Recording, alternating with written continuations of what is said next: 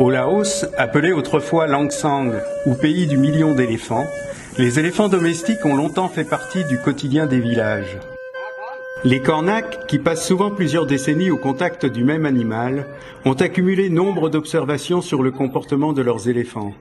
Leurs animaux se nourrissent dans les forêts avoisinantes et les cornacs observent que dans l'extraordinaire diversité des plantes qui constituent leur régime, certaines espèces sont particulièrement recherchées par des individus souffrant de maux divers ou par les femelles durant la période de leur maternité. À l'instar de la pharmacopée humaine locale, selon les cornacs, les racines et écorces sont les parties de plantes que les éléphants privilégient à ces moments critiques.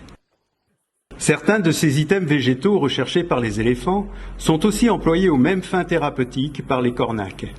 L'intégration dans la pharmacopée familiale des mêmes éléments utilisés par les éléphants soulève la question d'éventuels transferts de savoir de ces animaux vers les hommes qui les observent.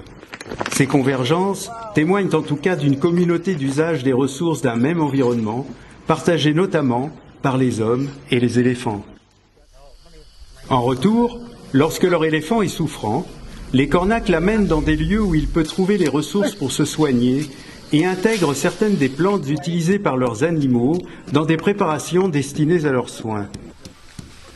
On assiste actuellement au Laos à un transfert des éléphants de village vers des centres à vocation touristique où de jeunes cornacs sont recrutés.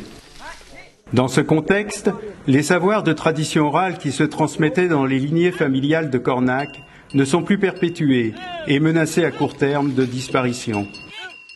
Notre travail consiste donc à documenter ces connaissances avec les cornacs et favoriser une dynamique d'échange entre les anciens de façon à permettre la transmission de leurs connaissances vers les générations à venir.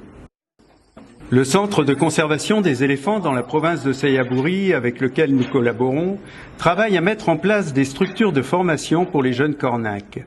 Les savoirs que nous avons documentés les incitent à revenir à une prise en charge moins médicalisée de leurs éléphants, qui prend appui sur les connaissances des cornacs et la prise en considération des aptitudes des éléphants à se soigner par eux-mêmes.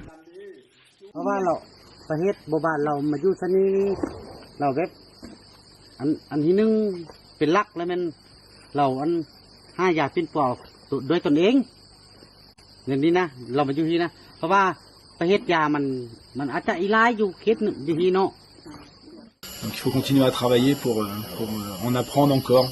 On a encore beaucoup de choses à apprendre avec les éléphants, je pense.